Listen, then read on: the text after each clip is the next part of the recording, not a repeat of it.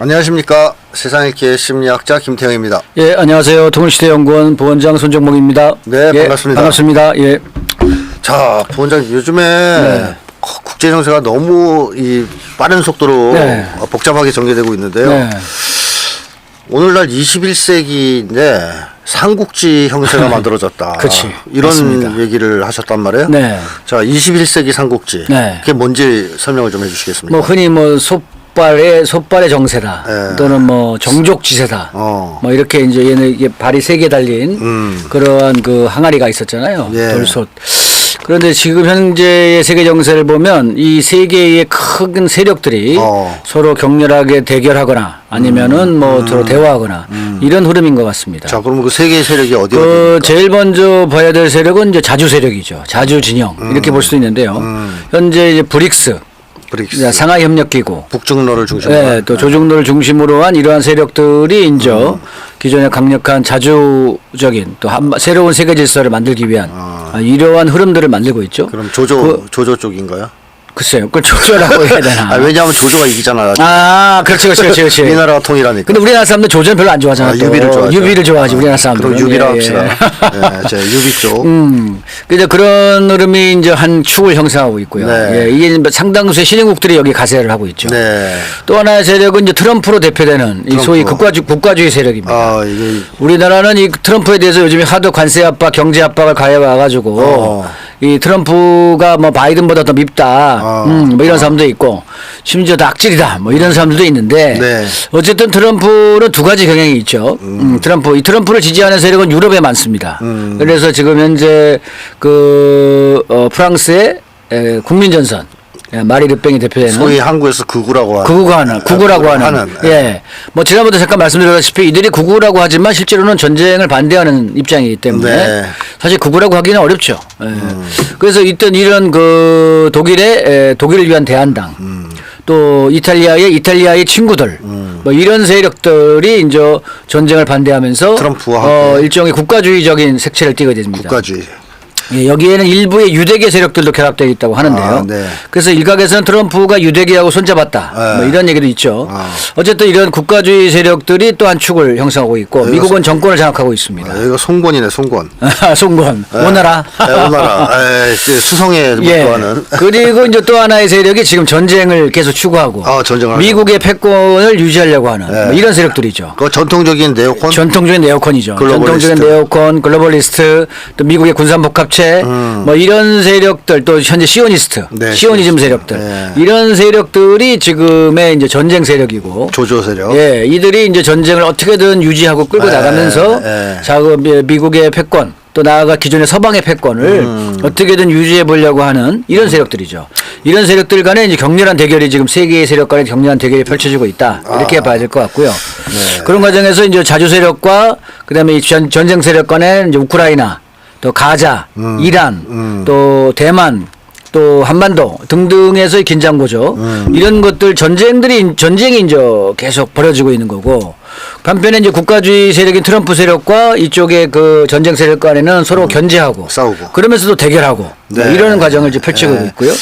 또 이쪽 한쪽에 있는 트럼프 세력과 자주 세력은 한편에서는 대결하고 그래서 이제 이런 이번에 트럼프가 제기한 이런 관세 압박이라든지 경제 약탈이라든지 이런 것에 대해서 격렬하게 대결하고 또 한편으로 해서는 핵강국끼리는 서로 대화하고 타협하고 전쟁을 중단하려고 시도하고 이런 아주 모순된 여러 정황들이 한꺼번에 펼쳐지고 있다. 이렇게 봐야 될 것 같습니다. 자, 그럼 정리하자면 이 유비 쪽의 자주 진영과 송권 쪽의 트럼프 국가주의 세력이 연합해서 그렇지. 전쟁을 끝내려고 하고 적벽 대전을 하려고 한다. 적벽 대전.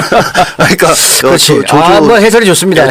조조 세력과 맞서고 있다. 맞서고 있다. 한편으로는 전쟁을 두고는 연합하는 형국이고 전쟁을 끝내려고 하는 쪽이고 한쪽. 또 한편으로는 또 이 양쪽도 대결하고 있고. 예. 그래서 특히나 경제 문제와 관련해서 어쨌든 미국 입장에서는 지금 어떻게든 제조업과 군사력을 복원해야 한다 이런 것이기 때문에 이제 이런 동맹들을 약탈해 가지고 그래서 지금 현재 우리 3,500불 3,500억 불 그 문제도 좀 제기되는 거고 뭐 여러 가지 뭐 통화 수화푼이 뭐니 이런 복잡한 문제가 제기되는 거죠. 예, 대결을 좀 하고 있는 상태입니다. 그러니까 이제 트럼프의 국가주의 세력, 그러니까 유럽의 극우를 포함해서 이 국가주의 세력, 이 송건 진영인데요. 얘네들이 한편으로는 국제적인 차원에서는 전쟁을 그만두려고 하고. 그렇죠. 또 현실주의 세력이죠. 현실주의 세력. 네오콘하고 부딪히고 그러면서 그렇죠. 네. 그래서 국제 정세에서는 오히려 평화를 그렇죠. 오히려 도움이 되는 그렇죠. 세력이란 예, 말이에요. 예, 예. 그래서 어찌 보면 이 유비 세력과 네. 자주진영과 이제 손을 잡을 수도 있는 그렇죠. 세력인데 손을 잡고 있는 상태죠 지금도. 또 예. 다른 한편으로는 엄연한 제국주의 세력으로서 그렇죠. 예. 한국을 비롯한 동맹국을 네, 약탈하고. 아주 잔인하게 약탈하고, 예, 약탈하고 그런, 뺏어가려고 하는. 예, 이중적인 모습을 가지고 있다. 그렇죠. 그래서 맞습니다. 국제 정세가 그래서 지금 복잡하다. 그렇죠. 이렇게 얘기할 수 있는 거죠. 네네. 자, 이렇게 팽팽하게 맞서고 있는데 방향은 어떻게 흘러가는 것 같습니까? 근데 전체적으로 대세는 자주진영 쪽 기울고 있는 것 같아요. 이제 미국 브릭스가 쪽이. 상하협력기구가 갈수록 그 숫자가 늘어나고 네. 그래서 유엔 다음가는 세계 최대의 국제기구로서 이제 브릭스와 상하협력기구가 손을 잡고 있는 상태죠. 거기다가 지금 신흥국들이 계속 거기다 가입을 신청을 하고 있는 상태이기 때문에 앞으로의 대세는 또 여기에는 사실 모든 그 산업 공업 생산 능력, 네. 그다음에 자원, 에너지, 식량 이런 모든 경제 발전의 기본 요소들이 다 여기 쪽에 몰려 있어요. 네. 예, 그래서 다른 나라들은 이제 금융 같은 이 껍데기 종이돈 갖고 왔다 갔다 하는 거고 이쪽은 실물 경제 탄탄한 기반을 갖고 있기 때문에 네, 네. 여기 또 군사력도 막강해졌고 그래서 뭐 대세는 이쪽으로 기우는 게 아니냐 이렇게 보고 있고 예.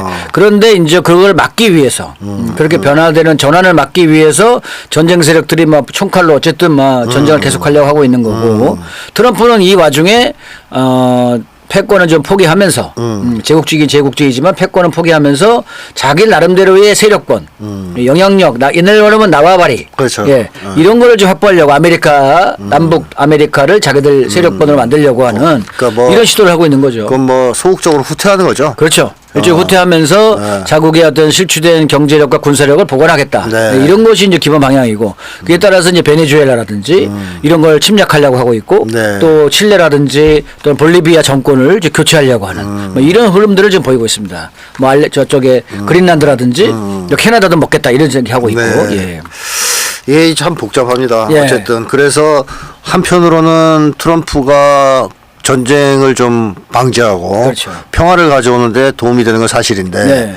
또 제3세계 국가들 또 글로벌 사우스 입장에서는 또 미국과 전통적인 동맹 관계에 있었던 나라들 입장에서는 네. 진짜 피곤하죠. 피곤하죠. 원수. 근데 오히려 사실은 그런 면에서 본다면 미국이 이 동맹들을 밀어내는 거예요. 천연에. 예, 그렇죠. 옛날 같으면 동맹들을 좀 봐주고 뭐 이런 게 있었는데, 붙여서. 당겨야 되니까. 근데 이제 아예 동맹 거예요. 그러니까 너 동맹 안 해도 돼. 뭐 이런 식이잖아. 그래, 실험 관도. 실험 관도 이런 거잖아. 그러면 저하고 우리 입장에서도 당연히, 그래, 잘 됐다 그러면 우리도 그냥, 너희들과 관계를 재정리할게. 이렇게 나가는 게 이제 이 배포가 있고 또 자존심 있는 나라의 입장이죠. 안 그렇습니까? 그러니까 그렇게 해서 나가야지 트럼프도 사실은 그렇게 자존심 있는 나라들은 오히려 대우를 해요. 그렇죠. 예. 맞아요. 근데 막 수그리고 들어와서 살려주세요. 이런 애들은 그냥 더 밟아. 맞습니다. 더 밟아요. 그러니까 여기서 절대 머리 수그리고 뭐 좀 도와주세요. 살려주세요. 이런 얘기 백날 해봐 소용없습니다. 특히 국제관계에서는. 그냥 그 유비 쪽 가서 붙어야 되잖아요. 그렇지. 네. 그 유비가 너무 약해. 그러니까 유비라고 조조가 날 수도 있겠다. 사실 이쪽이 조조다 이렇게 할 수도 있겠다. 근데 어쨌든 이제 이미 정했으니까. 그러니까 한국 사람들은 이 유비를 좋아해서. 유비를 좋아하시니까 이제 도덕적으로 보서. 그렇죠. 자, 그럼 어쨌든 다국화 진영이나 당연히 붙어야지. 자주 진영에 붙는 것이 당연해요. 네. 당연히 이건 뭐 이 입이 10개라도 그건 똑같은 말입니다. 사실 북방으로 나가야 돼요. 우리가 북방으로 나가려면 어떻게 해야 돼? 그렇죠. 그렇죠. 중국 근데 사실 그렇죠. 예. 지금 전 세계적 추세가 네. 이쪽으로 많이 쏠리고 있는 거 아닙니까? 그럼요. 말씀하셨듯이. 예, 맞습니다. 그래서 힘의 형세는 기울고 있다. 네. 그러니까 다국화 진영이나 자주 진영이 이기는 쪽으로 방향은 이미 대세가 됐어요. 대세가 결정됐고 예. 이제 트럼프는 여기 살려고 예. 발버둥을 치는 거고 그렇죠. 나름대로 예. 네오콘은 이걸 저지하려고 그렇죠. 네오콘 애들은 과거의 환상에 젖어가지고 네. 여전히 과거의 그 오만함을 꿈을 안고 여전히 이제 강력하게 지들이 큰 소리 치면 다 되는 줄 알고 거기 밀어붙이는 거고 하는 겁니다. 예. 그러니까 우리가 미국을 볼 때 이런 걸 좀 고려해야 되겠네요. 그렇죠. 그러니까 미국 안에 송권 세력과 조조 세력이 다 있는 거 아닙니까? 그렇지. 그렇죠. 그 트럼프의 당연하죠. 마가 세력도 있고, 예. 전통적인 네오콘을 중심으로 한 글로벌리스트들도 있고. 그렇죠. 이거 미국 자체가 아주 복잡한 거 아니에요? 네, 그렇죠. 그래서 30일 날 버지니아에 있는 무슨 해병대 기지인가 뭐 해군 기지에다가 네. 지금 전 세계 미군 장성들 별자리들을 몽땅 다 네. 끌어모았다는 거 아니에요? 800명인가 850명인가? 네, 그 뭐 하려고 모은 겁니까? 그것도 사실 되게 전 세계가 지금 인목이 집중되고 있죠 거기에. 도대체 이 장성들을 그 해외에 있는 장성들까지 다 불러 모아가지고 네. 이 별자리들을 모아놓고 대체 뭘 하려고 하느냐. 네. 이제 이런 것이 중요한 얘기인데 어쨌든 이번에 흘러나온 얘기는 미국의 국방 전략. 네. 미국의 국방 전략이 크게 변하고 NDS. 예, NDS가 수세적으로 방어적으로 바뀌는 거죠. 그래서 네, 본토 방위하고 그다음에 이 서방부 지역, 아메리카 지역을 위주로 군사 전략을 재편한다. 네. 기존에 이제 여기 중국 억제 이거는 이제 후순위로 밀리는 거죠. 네. 예, 이런 전략 발표를 앞두고 아마 이제 그런데 쩔어 있던 많은 군장성들이 충격을 얻을 수 있고 공부를 좀 시키려고. 예, 그리고 또 반발할 수도 있잖아요. 네. 그러니까 이제 반발하면 그 자리에서 별 떼는 겁니다. 예, 그래서 이제 이런 어떤 여러 가지를 염두에 두고 사전에 포석을 까는 게 아니냐, 뭐 이렇게 보고 있는데 그게 어떤 형태로 나타날지는 좀 모르죠. 뭐 어쨌든 며칠 지켜보면 이게 어떻게 될지 모르겠고요. 그러면서 한국의 주한미군의 그 사령관도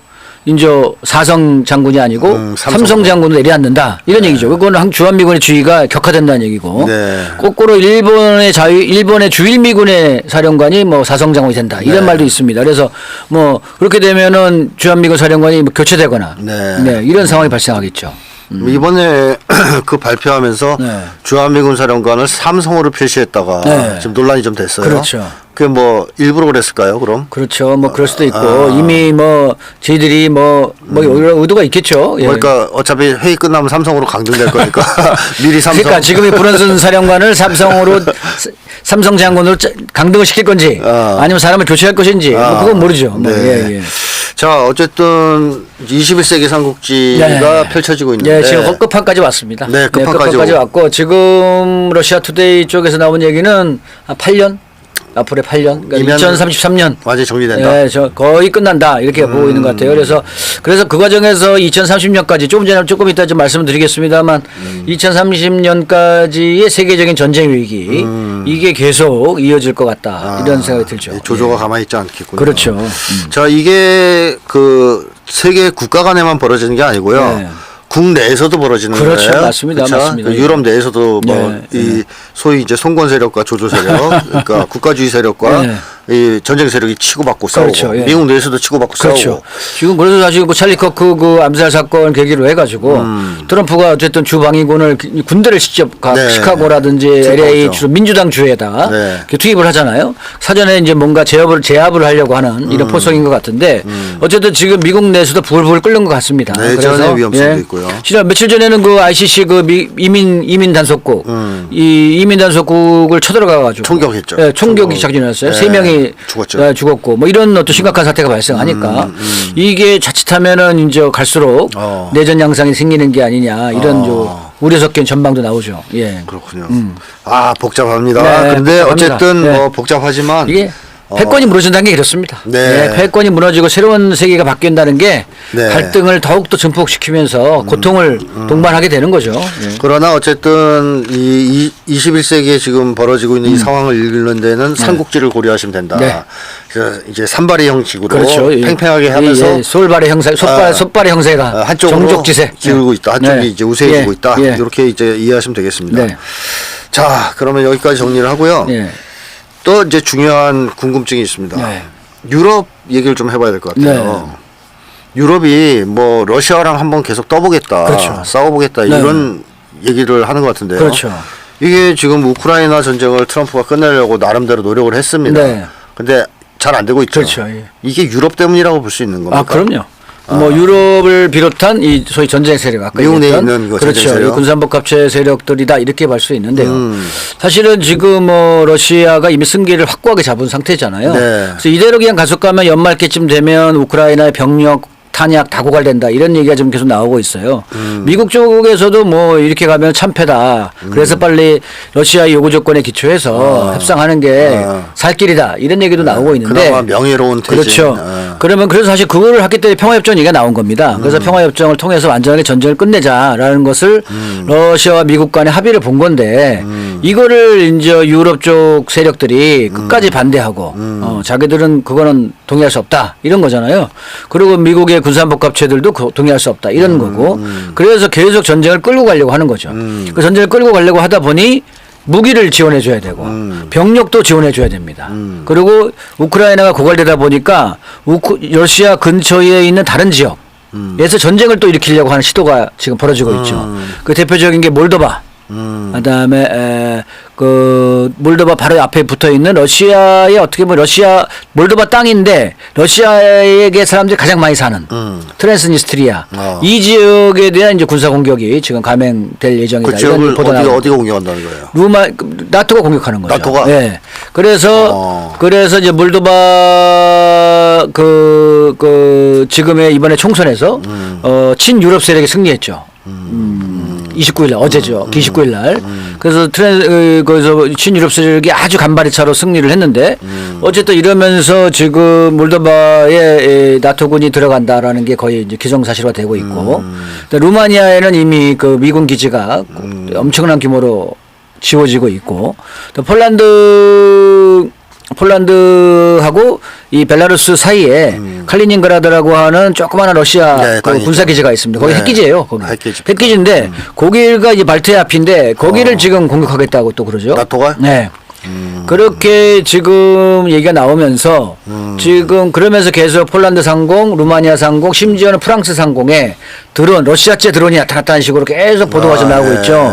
그러면서 이제 러시아가 마치 먼저 도발한 것처럼 이런 식의 이제 언론 플레이를 하면서 이제 전쟁의 가능성을 확대시키고 있는 이런 양상입니다. 그래서 지금 사실 지금 유럽은 러시아를 감당하지 못해요. 이미 워낙 우크라이나가 다 퍼졌기 때문에 유럽의 군비가 거의 이제 바닥날 지경이란 말이지. 그래서 지금 애들이 전시경제로 들어가가지고 급속도로 지금 막 군비를 늘리고 있긴 하지만 지금 유럽 전체 생산력보다 약 3배에서 5배를 러시아의 생산력이 지금 탄약이든 포탄이든 더 많이 만들어내기 때문에 아직까지는 유럽이 러시아를 지금 당해내지 못한다라는 게 정설인데 그럼에도 불구하고 이 유럽에서는 어떻게든 전쟁을 끌고 가려고 하고 있는 이런 양상입니다. 그리고 유럽의 이 전쟁 세력들이 계속 이렇게 전쟁을 끌고 가려고 하는 이유는 뭡니까? 한마디로 정권의 위기죠. 지배 체제의 위기입니다. 그러니까 만약에 여기서 전쟁이 패배로 끝나게 되면 날아가다. 그러면 다 날아가는 거지. 그동안에 돈 꼬나박은 거, 사람 들어간 거,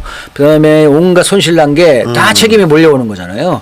원래 전쟁을 패배하면 전쟁을 책임졌던 수장들은 날아가게 돼 있는 거죠. 옛날 지금이나.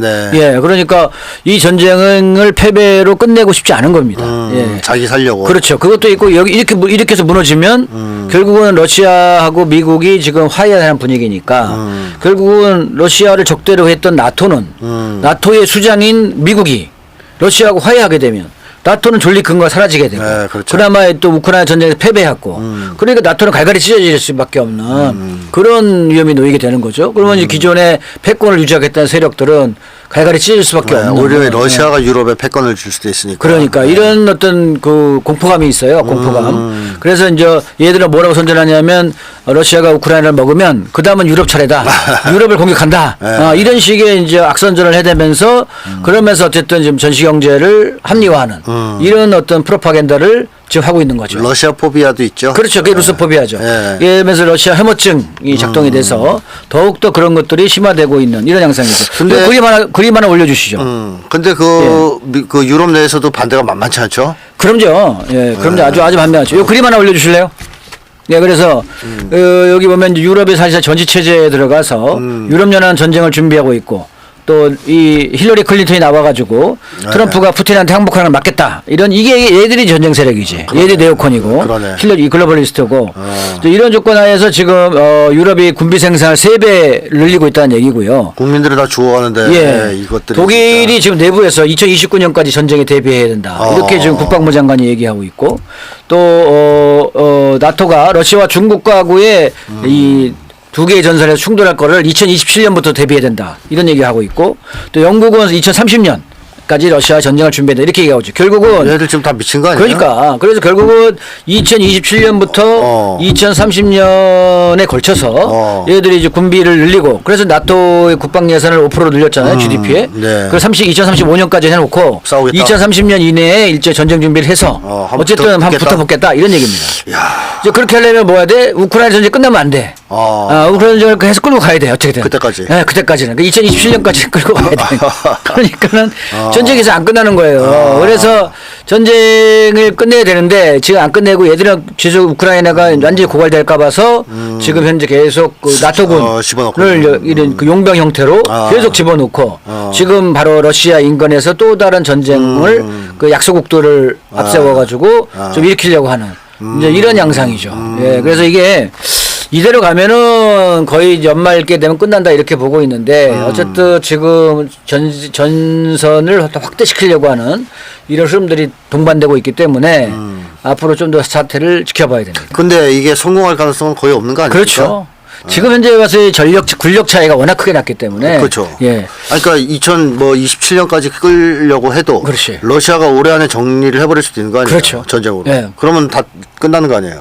그럴 수 있죠. 제발 그렇게 바라는데 지금 사실 러시아의 전략은 어쨌든 지금의 나토의 확장선을 2017년 수준으로 물려라는 거예요. 한참 뒤로 물러가야 돼. 동유럽을 다 내놔야 돼. 네. 예. 그래서 이제 그 서유럽 중심의 과거 초창기 때 나토 형태로 지금 가야 된다라는 입장도 있기 때문에 어쨌든 러시아 입장에서 계속 전쟁을 계속 도발한다면 그러면 뭐 그래 뭐 해보자 이렇게 될 수도 있는 거죠. 그래서 그건 어떻게 될지 모르겠고 그런 과정에서 지금 현재 아까 잘 말씀하셨듯이 유럽 내부가 국민들이 들고 일어나는 거죠. 들어가죠. 왜냐하면 돈도 없어서 좀 죽게 생겼는데 올겨울 너무 추워요. 예, 네. 맞습니다. 이 가스도 제대로 안 되고 이러니까 그러니까 당연히 국민들이 들고 일어나는 양상이죠. 그래서 네. 프랑스, 독일, 뭐 영국은 얼마 전에 뭐 사상 최초로 300만이 모였다고 할 정도로 네. 아주 뭐 그 불타오르고 있습니다 지금. 이 전쟁 세력들이 이런 목적을 가지고 네. 지금 전쟁을 끌고 있지만 네. 성공할 가능성은 높지 않다. 그렇죠. 이렇게 평가할 수 있겠네요. 예, 예. 그러니까 문제는 이제 애들이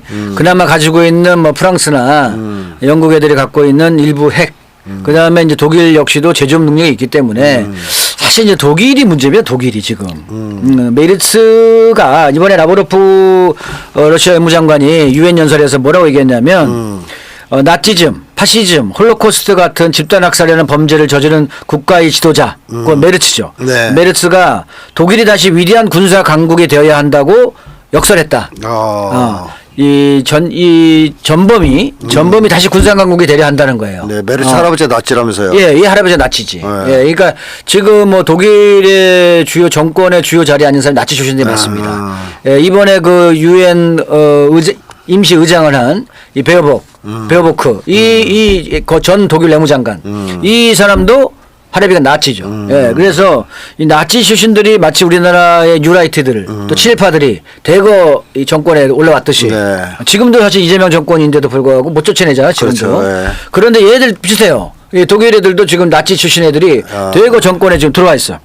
그래가지고 아무튼 얘네들이 지금 독일군을 유럽 최강의 군대를 만들겠다는 거예요. 그러니까 이게 뭐야? 유럽을 점령하겠다는 겁니다. 그러니까 미국이 빠진 자리를 독일이 먹겠다 이런 얘기예요. 사실 히틀러가 말입니다. 네. 그 독일이 1차 세계대전에서 패배하고 네. 얼마 안 되는 기간에 네. 군비를 엄청나게 확장해서 그렇죠. 2차 대전을 일으키지 않습니까? 맞습니다. 그거 다시 하려고 그렇죠. 그렇죠. 그래서 이거를 지금 제4제국을 만들려고 한다 이런 얘기죠. 제3제국은 히틀러입니다. 히틀러. 제2제국은 비스마르크의 독일 통일. 제1제국은 신성 로마 제국. 이건데 지금 제4제국이라는 건 네오나치들의 시대를 얘기한다는 겁니다. 그래서 이 제4제국을 이 메르츠가 만들려고 한다. 지금 미국이 빠진 자리를 유럽을 포함을 해서 러시아까지 또 한 번 침공하려고 하는 이런 계획을 갖고 있다는 우려가 계속 나오고 있습니다. 독일이 지금 제조업 능력이 제일 강하고 그래서 독일도 사실 핵을 가지려 마음 먹으면 묶어질 게 없죠. 그렇죠. 예. 그게 이 참 그 독일이 예. 위기 때마다 이렇게 그러니까 히틀러 같이 역사가 반복된다고 하더니만 파쇼로 가는 경향이 예. 있단 말이죠. 맞습니다. 이번에 또 그럴 것 그렇죠. 같은데 예. 그러니까 미국의 힘이 후퇴했을 때 네. 이 핵심의 공백을, 나치라든가 일본의 군국주의 세력이 그 일본도 좀 그래요. 일본도 죽은 게 아니잖아요. 일본도 지금 그래요. 일본도 지금 그렇죠. 일본이 지금 전략 핵잠수함을 도입하려고 하고 있고요. 그다음에 항공모함을 지금 미국하고 같이 그렇죠. 그 훈련 같이 공동을 하고 있고 심지어 우크라이나에 그 지원하는 드론 연합 거기를 참가하려고 한다 이런 얘기도 좀 나오고 있습니다. 그러니까 미국이 미사일도 배치하고 있고. 고립주의로 가면서 트럼프가 빠져나가자. 그렇죠. 옛날에 그 나치들이 네, 나치의 군국주의 놈들이 고개를 쳐들면서 그렇죠. 이때다. 때는 이때다. 이때 우리 다시 한번 옛날의 영광, 대동아 공영권, 그러니까. 유럽 제3제국의 꿈을 다시 실현해야 된다. 이런 흐름이 생긴다. 그러니까 거죠. 이번에 일본 총리에 도전한 2명 다 다카시? 예, 닭강. 그 여자 있어요. 예. 여자가 더 독해요. 그 다카신가? 그다음에 고이즈미.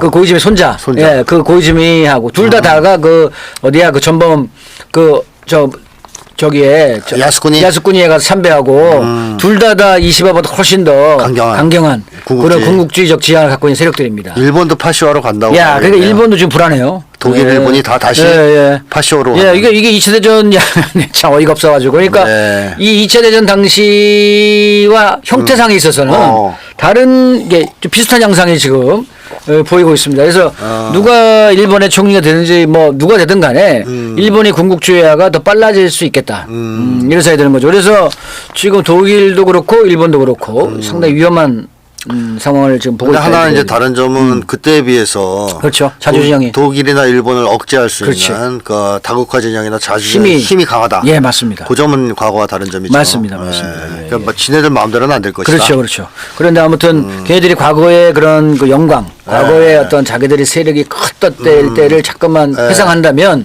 얘들이 이제 모험을 할 수 있는. 원래 망해가면 그렇습니다. 그렇습니다. 예. 망해 모험하려고 하는 헛꿈을 꾸는 거죠. 예.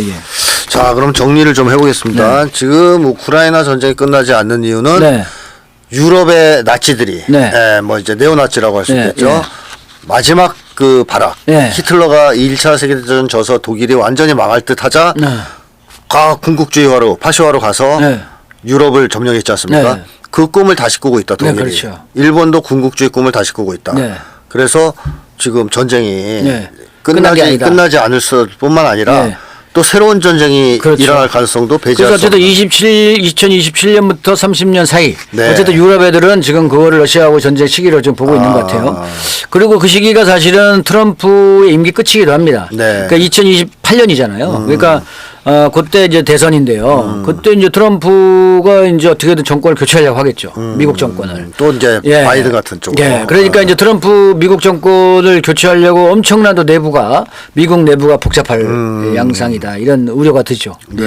자, 그렇게 흘러가지만 성공 가능성은 그렇게 현재로 봐서는 약하다. 높지 않다. 왜냐하면 자주진영, 다국화 진영 힘이 강하고. 그렇죠. 현실주의 세력들도 어쨌든 커 있고. 마각도 좁고. 그리고 유럽 내부의 국민들도 이렇게 하면 안 된다. 들고 일어나고 있고 이런 상황이기 때문에 이거가 이제 그렇게 자기들 뜻대로 쉽게 되지는 않을 것이다. 이렇게 보여집니다. 제2의 나치, 제2의 군국주의가 오기는 쉽지 않다. 이렇게 정리할 수 있겠습니다. 자, 그러면 이제 또 다른 질문인데요. 지금 중동도 뭐 휴전 얘기가 나오고 있어요. 트럼프와 네타냐후가 둘이서 합의해가지고 가자지구 휴전 계획을 발표했는데 이거 둘이서만 발표하면 되는 거예요? 그러니까 이게 지금 원래 지난번 카타르에 대해서 그 이스라엘이 카타르를 공격했잖아요. 하마스 그 협상단을 그렇죠. 죽이려고. 이것 때문에 이제 60개국 아랍 정상들이 모여서 강력하게 이제 규탄을 했는데 아무튼 그 이후에 이제 그 트럼프하고 유엔에서 이제 아랍 정상들이 만나서 그래서 이제 여러 협의를 했던 것 같습니다. 그리고 그런 협의 내용을 가지고서 이제 트럼프하고 네타냐후가 만나서 그래서 합의를 한 것 같아요. 20개항을 발표했는데 핵심 내용은 뭐냐? 한마디로 이제 72시간 내에 양측의 인질을 다 석방하고 죽은 뭐 사망했다 하더라도 다 돌려주고 그 다음에 하마스가 무장을 해제하고 그 다음에 가자 지구에 두 개의 위원회를 만드는데 하나는 팔레스타인 과도 관리위원회 또 하나는 평화위원회 이게 두 개를 만든다는 거예요. 근데 이제 팔레스타인 과도위원회는 하마스가 참가하는지 안 참가하는지가 명확하지가 않고 여기 서한 지구를 하고 있는 아바스 그 아바스가 하는 그 팔레스타인 그 아빠스당이지. 자치기구, 예. 자치기구 옛날에 피에로 비슷한 거기를 좀 참가시키려고 하는 것 같은데 그것도 명확하지가 않습니다. 그리고 이쪽에 그 평화위원회라고 하는 거는 토니 블레어가 걸명이 돼요. 토니 블레어가 누굽니까? 그 영국의 영국의 푸들, 미국의 푸들이라고 그렇죠. 했던 예. 가장 전쟁을 지지했던 영국의 그 있던 그 늙은 그 전 총리를 여기에 지금 가자 재건 쪽에 투입하겠다는 거예요. 이것들이 지금 뭐 하는 짓인가 지금 그러고 있는데요. 이거를 그런 과정에서 가자 지구의 과도 정부를 수립을 한다. 근데 뭐 이거 어떻게 할지 모르겠어요. 근데 하마스는 무장 해제시키고 사면을 해줘서 해외로 나갈 수 있게 해주겠다. 한마디로 추방이네. 추방이지. 그러니까 이제 무장력을 해제하는 게 핵심이에요. 그리고 무장을 해제시키는 게 핵심이고. 그럼 이거 하마스가 바뀌었어 이걸? 그러니까요. 그래서 지금 근데 문제 이게 좋고 하마스는 이걸 검토 중이다 이렇게 표현했고. 검토 중이다. 그다음에 똑같은 이제 그 여러 무장 세력들이 있잖아요. 네. 그 중에 이제 이슬람 지하드라고 하는 그 무장 세력이 있는데 그 무장 정투하는 거부했죠. 무장 해제를 거부한다. 이거 거부해야 되지 않나요? 네. 그러면서 이제 옛날처럼 팔레스타인 사람들 추방한다는 거는 포기했는데 그 대신에 이놈들이 지금 그 평화위원회니 뭐니 하는 그런 것들을 만들어서 서방 애들하고 일부 친미적인 아랍 국가들을 참가시켜 가지고 과도적인 어떤 형태를 만들고 그런 세력들을 중심으로 한 뭐 친정부를 형성을 해서 그래서 이제 그쪽에 가스전하고 옛날 트럼프가 얘기했던 뭐 니조트를 만드느니 뭐니 이런 거 재건을 하겠다 이런 계획인 것 같은데 근데 중요한 거는 문제는 뭐냐면 여기에는 이란이나 또는 뭐 기존 전통적인 예멘, 이란, 뭐 레바논 이런 나라들은 여기 참여하지 않았어요. 지지하지 않았어요. 근데 여기에 사우디, 뭐 파키스탄, 그다음에 아랍에미레이트, 카타르, 인도네시아까지 이런 나라들 지지한 거예요 이걸. 근데 얘들이 이제 이쪽 아랍 국가들이 이집트도 지지했고, 근데 이집트까지 지지했는데 여기 내용은 뭐냐면 하마스에 대한 무장을 해제한다는 것에서는 표현이 없어요. 이 사람이 공동성명을 발표했어요. 공동성명을 발표했는데 거기에는 하마스 무장 해제 내용은 없고 조금 전에 제가 얘기했던 다른 내용들 인질석방이니 뭐 그 팔레스타인을 이국가로 인정한다든지 이런 다른 괜찮은 내용들을 올려놨어요. 그래서 이게 서로 이해가 어떻게 되고 있는지 좀 더 확인이 필요한데 어쨌든 제가 보기에 하마스의 무장 해제를 전제 조건으로 하는 이러한 식의 휴전안은 현실적으로 받아들이기 어렵죠. 그렇죠. 네. 그건 일방적인 굴복을 강요하는 그렇죠. 만약에 하마스가 지쳐가지고 네. 그걸 만약에 수용한다. 뭐 이래버리면 진짜 팔레스타인은 뭐 그렇죠. 거의 뭐 끝나지 않겠냐 이런 생각이 드는 네. 거고. 근데 어쨌든 싸워도 사실 참 마찬가지로 되게 어려운 상황이잖아요. 근데 이제 이게 문제는 뭐냐면 지난번 유엔에서도 얘기가 나왔고 그 전에 그 아랍 60개국 정상회의에서도 얘기가 나왔지만 이 이스라엘을 견제하기 위한 연합군을 편성을 하자 이런 제안이 지금 나왔어요. 그래서 여기에는 이집트, 파키스탄, 이란, 이라크가 다 동의를 했는데 이 친미적인 아랍 국가들은 다 이제 못하고 그런데 이제 이런 조건인데 이집트하고 파키스탄이 또 이쪽 성명에 또 동의하고 나섰으니까 이게 사태가 앞으로 어떻게 전개될지 좀 두고 봐야 될 것 같습니다. 근데 이거를 그대로 액면 그대로 그 트럼프 제안을 다 받아들이기 어려울 것 같고 그런데 네타냐후가 뭐 꼼수가 있는 것 같아요. 네타냐후가 동의하는 게 얘들이 이제 지들이 봤을 때는 이렇게 해서 크게 자기들 손실을 안 보고 하마스를 무장해제 시킬 수만 있다면 좀 지난 시간이 좀 걸리더라도 나중에 가면 팔레스타인 먹을 수 있으니까 그렇죠. 그러니까 그런 생각을 갖고 지금 또 아랍권을 분열시키려고 그렇죠. 그러면서 이스라엘이 동의한 게 아닌가 이렇게 지금 보여집니다. 그래서 이 제안이 이제 과연 제대로 실행이 될지는 제가 보기에 좀 실행되기가 쉽지 않다 이렇게 보여지는데 예, 아무튼 지금 상황이 그렇다 이런 얘기죠. 자 어쨌든 지금 뭐 네타냐후하고 트럼프가 둘이서 꿍짝꿍짝해서 만든 건데 하마스는 아직 동의를 안 한 상태고 그렇죠. 앞으로 어떻게 될지는 모른다. 이렇게 이제 정리할 수 있겠습니다. 좀 어떻게 될지 모른다기보다는 일단은 이게 좀 휴전을 그렇죠. 어쨌든 뭐 좀 더 지켜봐야 되는 상황이고, 이거 조금 더 지켜봐야 되는 상황인데 하마스가 안 받고 거부할 수도 있고, 그렇죠. 아니면 또 하마스하고 다시 교섭을 해서 휴전안을 좀 수정할 수도 그렇죠. 있고, 수정할 수 있는 모르는 거죠. 좀 지켜봐야 됩니다. 자, 근데 어쨌든 지금 그래서 전쟁이 조금 소강 상태로 들어갔습니까? 아니요, 소강 상태는 아닙니다. 계속 지금 이스라엘이 공습을 가하고 있고, 그래요? 탱크가 진집하고 있고, 마찬가지로 그 지금 하마스하고 예멘이 계속 거의 매일 같이 매일같이 드론 날리고 예멘의 그 드론 능력이 이 지금 거의 그 탐지가 완전히 거의 안 되는. 그래서 폭발하고 나서야 사이렌이 울리는 이런 정도까지 발전했대요. 그리고 또 팔레스타인 2라고 하는 예멘의 극초음속 미사일이 다탄두까지도 집어넣는 뭐 이런 상황까지 이르렀다. 그래서 예멘의 군사 기술이 계속 발전하고 있다. 이런 평가도 좀 나오고 있습니다. 그래서 예멘이 거의 하루가 멀다 하고 이스라엘 갖다가 이제 계속 공격을 가하고 있고 또 하마스도 매복하고 있다가 탱크가 들어오면 탱크를 이제 저격하고 탱크를 파괴하죠. 그래서 사실 이스라엘 애들이 지금까지 완전히 그 점령을 못하는 이유는 우세한 군세력에도 이런 탱크를 밀고 점령을 해 들어가 보병이 들어가야 되는데 들어가면은 이제 밑에서 그냥 튀어나와가지고 매복해서 공격하니까 그걸 못하는 거예요. 겁나서 전면적인 점령을 못하고 있고 주요 지역만 장악하는 뭐 이런 형태고 옛날 아프가니스탄의 미국과 비슷합니다. 그런 상태이기 때문에 어쨌든 그러니까 이스라엘 애들이 지금 끝내지 못하고 저렇게 계속 지금 시간을 끌게 되는 상황인 거죠. 그러니까 네타냐후가 근데 그런 과정에서 네타냐후 사면 얘기가 나왔어요. 네타냐후를 사면시켜 줄 테니까 너가 이 전쟁을 이제 끝내라 이런 얘기도 나오지 않나 이런 생각이 들긴 하는데 그게 지금 어떻게 될지 좀 두고 봐야 될 것 같습니다. 자, 중동 문제는 뭐 복잡하다 아직까지 이렇게. 그렇죠. 뭐 그리고 지금 이란이 벼르고 있어요. 이란이 그래요? 절대 참지 마라 이런 얘기가 나오고 있어서 이란이 지금 뭐 건수만 하나 있으면 그대로 그냥 칠 것 같아서 그 이란의 트루 프로미스 4 지난번 3 작전이었는데 6월 달에 이제 4 작전을 하겠다. 그러면 그때는 이스라엘 남아나지 않을 것이다. 이런 얘기가 나오고 있어서 어차피 미국하고 협의도 깨졌으니까. 그렇죠. 더 이상 이제 수세적으로 하지 마라 이런 얘기가 나오고 있죠.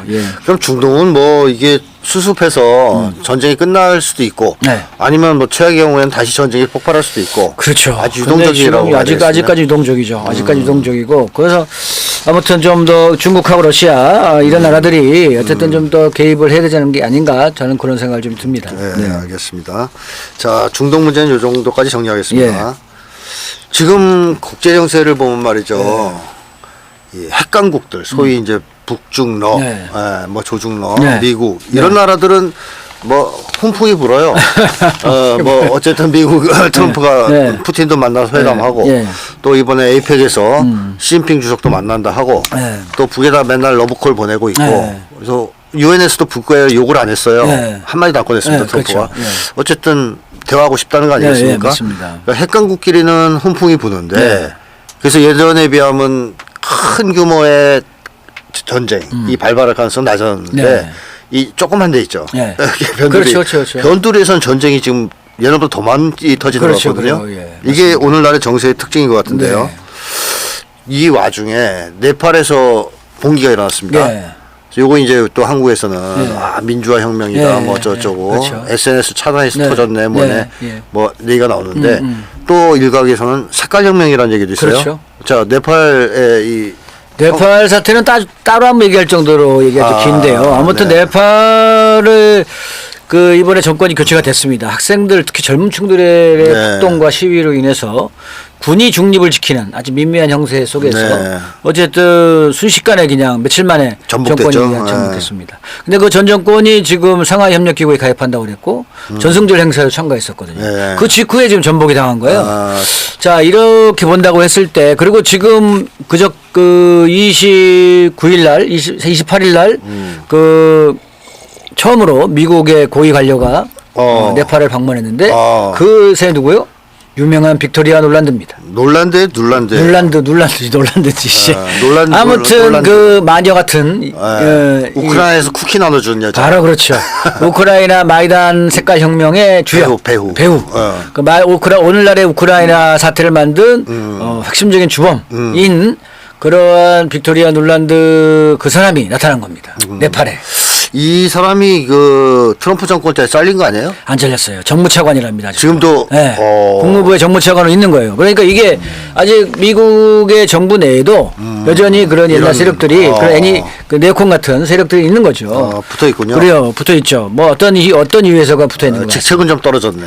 차관이니까 직책 안 떨어졌어요. 옛날에는 차관 보였어요. 유럽 담당 차관 보였는데 이번에 차관으로 올라간 거죠. 바이든 때 올라갔어요. 눌러붙는 재주가 있네. 그러니까 미국 그 개인이 아니라 그 세력들, 그 세력들이 이제 어쨌든 트럼프 정권 내에서도 여전히 일정한 힘을 가지고 있다 이렇게 보여지는데 그렇군요. 여하가 이번에 네팔을 찾아간 미국의 고위 당국자가 빅토리아 놀란드였다라는 거예요. 의미심장합니다. 이거 의미심장하지. 이렇게 되는 건 뭐냐면 네팔이라는 지정학적 위치가 바로 중국과 인도 사이에 있어요. 예, 그리고 1대1로가 통과되는 지점이에요. 그래서 네팔을 딱 그 미국이 먹게 되면 중국을 견제할 수 있는 거지. 바로 톡 밑에서. 네. 예, 그래서 지금 거기다가 만약에 혹시라도 네팔에 미군 기지가 들어가게 되면 이 얘기가 복잡해지는 거죠. 그러면 중국이 그거를 안보 위협으로 느끼지 않을까? 당연하죠. 러시아처럼? 뭐 심각한 안보 위협이 되는 거지. 그러면 중국이 가만히 있겠습니까? 그렇죠. 그러면 당연히 러시아와 같은 전쟁 상태가 될 수도 있는 거지. 그렇죠. 우크라이나 전쟁 같이. 특수군사작전을 안 네, 할 안 거라는 하죠. 보장이 그렇죠. 없죠. 네팔도 역시 그런 위험, 그래서 제2의 우크라이나가 되는 게 아니냐. 이런 게 하나 들어가고 사실 그런 양상이 사실 지금 네팔만 있는 게 아닙니다. 작년에 이제 방글라데시가 있었죠. 방글라데시도 젊은 층 애들이 폭동을 일으켜가지고 방글라데시 현직 총리가 쫓겨났어요. 네. 그다음에 그 이전에 또 어디가 있어서 스리랑카가 있었습니다. 근데 스리랑카 섬나라라서 큰 영향은 좀 작은데 아무튼 최근에 인도네시아가 또 그러고 있어요. 네. 그러니까 이 젊은 친미화된 젊은 층들이 전 그래서 우리나라도 좀 걱정이 돼요. 친미화된 그 젊은 친구들이 이제 구구적인 이런 그런 것들을 갖고서 폭동을 일으키고 폭동을 조직적으로 준비해서 그걸 아주 뭐 일사불란하게 역할을 분담시키고 그런 것들을 다 이 SNS를 통해서 조직 지도하면서 대우에서는 또 돈도 대주고 미국이 조종하고 그렇죠. 있지. 돈을 대주고 걔네 돈이 있으니까 돈을 대주는 거예요. 돈을 장학금도 주고 이렇게 해서 몇 년간 수년간을 키워서 그렇게 해서 숫자를 늘리고 그저 우려되는 바가 있습니다. 최근에 어쨌든 우리나라의 젊은 분들 중에 일부가 어쨌든 이런 그 해외 공작에 혹시 또 같이 부안해동하는 게 아닌가. 뭐 한국에서는 안 키울 리 없죠. 그럼요. 지난번 서부지구 사태들 봤듯이 이게 폭동적 양상을 띠거든요. 그래서 저 걱정되는 부분이 있는데요. 어쨌든 이제 그런 식의 그 미국으로부터 거리를 좀 두려고 하는 정권들은 그런 것 위험이 아직도 여전히 상존하고 있다. 그렇구나. 이렇게 봐야 됩니다. 인도네시아도 사실 뭐 만만치 않죠 지금. 예. 자, 그래서 네팔은 제2의 우크라이나가 될 가능성이 있다. 그렇죠. 좀 지켜봐야 그래서 된다. 지켜봐야 되죠. 지금 뭐 빅토리아 놀란드가 들어갔다는 것은 별로 좋은 조짐이 아닙니다. 예, 예, 그 예. 놀란드 들어가면 눌러앉잖아요. 또 그러니까 걱정해요 진짜. 복잡하네요. 복잡해. 이 여자가 보통 여자가 아닌데. 자, 그래요. 근데 어쨌든 이 정도로 이건 정리가 될 것 같고 이제 초미의 관심사는 네. 북미 회담입니다. 네. 북미 협상, 조미 협상. 이거 재개될까? 시작될까? 요즘에 제일 점쟁이가 많은 데가 이 분야 아닙니까? 그러니까 지금 점장이들이 많은데. 예, 점쟁이들이 많잖아요. 올해 이번 10월 달에 열린다는데 11월 초에 열린다. 네, 맞아요. 이틀을 더 머문다 트럼프가. 네. 예, 이미 뭐 메시지를 트럼프가 주고받았다. 북에다 받았다, 보냈다. 그래서 뭐 심지어는 뭐 그 10월 달에 트럼프가 먼저 북을 방문하고 난 다음에 에이펙 온다. 뭐 등등등 지금 뭐 여러 가지 설이 막 나오고 있어요. 예. 근데 어떻게 보십니까? 그 정상회담을 하는 걸 뭐 잘 아시겠지만 그게 시간이 좀 걸립니다. 이게 물론 뭐 우리가 모르게 비공개적으로 몰래 쭉 이렇게 그 비공식적인 협의를 해봤을 수도 있지만 네. 어쨌든 시간이 걸리고 사실 저는 뭐 그런 건 있어요. 지난번 9월 21일 날 그 김정은 위원장 시정 연설에서 그 장문의 대미, 대남, 대한국 정책을 얘기하면서 어쨌든 허황된 비핵화 진점을 털어버리고 미국이 현실을 인정한 데 기초해서 우리와의 진정한 평화 공존을 바란다면 우리도 미국과 마주서지 못할 이유가 없다. 네. 이렇게 표현한 요 한 문장. 이게 상당히 중요하죠. 트럼프가 또 이거 이제 매달릴 거 아닙니까? 그러니까 비핵화 요구를 포기하고 진정한 평화 공존을 하겠다 나서라. 이거는 뭐요? 서로 수교하고 평화협정하자는 거잖아요. 그렇죠. 예, 진정한 평화공존을 하려면 평화협정해야 되고 전쟁을 끝내야 되고 네. 그러면 그러한 평화공존을 한다면 마주 앉지 못할 이유가 없다라 이런 얘기를 할 정도가 됐다는 것은 그렇죠. 어느 정도 사전에 뭔가 이런 얘기가 들어간 게 아니겠냐 또는 뭐 그런 얘기가 오간 게 아니겠냐 이렇게 추측해 볼 수 있는 여지가 있는 거죠. 아무 그 논의도 없고 그렇지. 적대적이고 네. 한번 붙을 생각이 나면 이런 얘기 안 하죠. 그렇죠. 그건 전쟁하겠다 이렇게 나가는 그렇죠. 거죠. 예. 뭔가 있으니까 이런 얘기가 나왔어요. 그렇죠. 게다가 그런 메시지가 그런 것도 있지 않았어요? 트럼프에 대한 좋은 추억 가지고 있다. 그럼요, 맞습니다. 그 얘기도 나오지 않았어요? 그렇죠, 맞아요. 그건 김현정 부부장도 그런 얘기 했고, 그 전에. 그러니까 그렇게 이제 나름대로 우호적 관계를 이제 갖고 있다, 우호적 관계를 갖고 있고, 그러면서 이제 이런 정도의 구체적인 미국과 마주 앉을 입장을, 요 조건을 딱 정확하게 정식화한 거잖아요. 그렇죠. 그럼 미국이 이걸 받아들이면 만나는 거고. 그렇죠. 안 받아들이면 못 만나는 거지. 네. 근데 지금 미국이 이제 트럼프는 계속 북은 핵보유국이다. 네. 조선 핵보유국이다. 이런 얘기를 여러 차례 했잖아요. 네. 그리고 우리가 해결할 것이다. 이렇게 얘기했고 지난 6월 달에는 르완다하고 그 콩고하고의 평화협정 30년간 전쟁을 했어요. 그 두 나라가. 평화협정을 미국이 중재해서 맺었는데 그걸 기념하는 자리에서도 네. 평화협정 자리죠. 그 자리 기념하는 자리에서도 트럼프가 조선과의 문제를 해결하겠다. 잘 해결하겠다. 이렇게 공개적으로 얘기했단 말이지. 그래서 네. 그렇게 봤을 때 이제 평화협정 얘기가 나올 수밖에 없을 거라고 보여지는데요. 이제 그런 과정에서 이제 공개적으로 물 수면 위로 뭔가 이제 오고 가는 게 좀 보여야지 정상회담이 들어갈 텐데 네. 그런 과정 없이 갑자기 뭐 옛날 판문점 만나듯이 이렇게 네. 쫙 이렇게 짜잔하고 그럴 가능성은 적다고 봅니다. 저는. 네, 네. 그럴 가능성 적고 이번에 이제 최선희 외무상하고 김성경 부상이 중국과 미국을 갔잖아요. 갔죠. 네. 그 김성경 부상이 가서 뭐 유엔만 보고 유엔만 네. 얘기하고 오겠습니까? 어쨌든 미국이 갔으니 뭐 만나고 오겠죠. 네. 또 최선희 외상이 또 중국 가가지고 뭐 좋은 얘기만 중국하고 얘기만 했겠어요. 뭐 그렇죠. 한반도 문제 전 세계 뭐 다 얘기하고 그렇죠. 왔잖아요. 또 이제 시진핑이 트럼프 만날 그렇죠. 거니까. 또 시진핑이 또 트럼프 만날 거고 네. 뭐 이런 여러 역관계를 고려했을 때 정지 작업의 일환이다 이렇게도 보여지죠. 네. 예, 그래서 어쨌든 조만간에는 만날 수 있다. 빠르면 올해 안에는 가능하지 않겠냐 이런 생각도 드는데 10월달에 당장 뭐 하겠다 이렇게 전망하기는 네. 좀 빠르지 않을까 네. 뭐 이런 생각은 듭니다. 그건 좀 빠를 것 같지만 예, 예. 어쨌든 하긴 할 거다. 네, 하게 될 수밖에 없지 않을까? 그렇죠. 뭐 이런 생각이 드는데 뭐 일부에서는 아니 뭐 그럴 일 없다라고 하시는 분들 있죠. 예, 예. 근데 미국이 뭐 어쨌든 핵강국과는 맞습니다. 평화공존을 추구하고 있는 거잖아요. 맞아요. 9월 러시아- 20일 날 그 트럼프하고 통화해가지고 아니, 트럼프와 시진핑이 9월 20일에 통화했어요. 네. 통화해서 건설적인 관계를 맺자. 네. 이렇게 하면서 장기적인 관계를 하겠다라고 합의를 보고 네. 그 상태에서 지금 에이펙에서 그 정상회담 합의를 한 그렇죠, 거거든요. 그렇죠. 예. 그렇기 때문에 이게 지금 뭐 계속 일각에서는 중국 억제, 중국하고 전쟁 이런 얘기 계속 하시는 분도 계신데 네. 지금으로 봐서는 중국하고 전쟁 가능성은 낮아졌고요. 그렇죠. 어쨌든 자, 그러니까 트럼프가 국가방위 전략을 본토 방어 위주로 바꿨다는 네. 얘기는 조중로하고 화해했다는 얘기잖아요. 그렇죠. 옛날부터 사실상. 그랬던 얘기 했었던 네, 얘기입니다. 그렇기 때문에 핵강국화는 화해한다. 네. 북과도 대화가 시작되긴 될 건다. 네. 그게 이제 언제냐? 네. 빠를 거냐? 조금 늦을 거냐? 네. 요 문제가 남아 있을 뿐이다. 이렇게 얘기할 수 있겠습니다. 어쨌든 미국이 지금 내년 6월 그 건국 250주년이에요. 건국 250주년 이전에 국제적인 무슨 어페어들을 좀 많이 마무리를 해결하겠다 짓고. 이런 얘기를 해본 바가 있거든요. 그래서 네. 내년 250주년 기념식을 성대하게 거행하겠다 이런 얘기를 했었는데 어쨌든 그렇게 본다면은 조미 간에도 어느 정도는 이제 뭐 가시화될 때가 가까이 가지 않았나 이런 생각이 듭니다. 맞습니다. 그리고 북쪽이 그 뭐랄까 계속 경고 발언들을 했어요. 네. 전 훈련 계속하면 네. 우리 강력한 힘을 보여주겠다. 뭐 네. 근데 아무것도 안 보여주고 있어요 지금. 그러니까. 그래서 이게 그러니까. 왜 안 보여주냐? 뭔가 지금. 얘기가 왔으니까 그런 거 아니겠냐 이런 얘기 했었죠. 그렇죠. 뭐 네. 있으니까 되는 거 그렇죠, 아니야. 그렇죠. 예. 그렇잖아요. 벌써 시작했을 텐데. 맞습니다. 예. 자 그런 거 여러 가지 이제 봐야 될 것 같고요. 예, 예. 만약에 다다음 주에 네. 북이 화성포 20형을 쏜다. 이제 이러면 이제 이거 대화 없는 거죠. 물건 그렇지. 나갔어요. 예.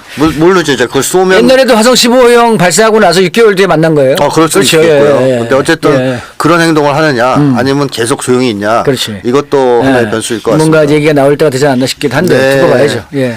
자, 그래서 뭐 어쨌든 에이펙을 전후로 해서 북미 간의 정상회담이 열릴 가능성은 제로는 아니지만 좀 희박하고 하지만 조만간 북미 대화가 시작될 가능성이 높다. 네. 이렇게 봐야 그렇게 되겠습니다. 봐야지 않을까 하는 기대를 또 해봅니다. 네, 알겠습니다. 네. 자, 오늘 긴 시간 동안 좋은 말씀 감사합니다. 네, 감사합니다.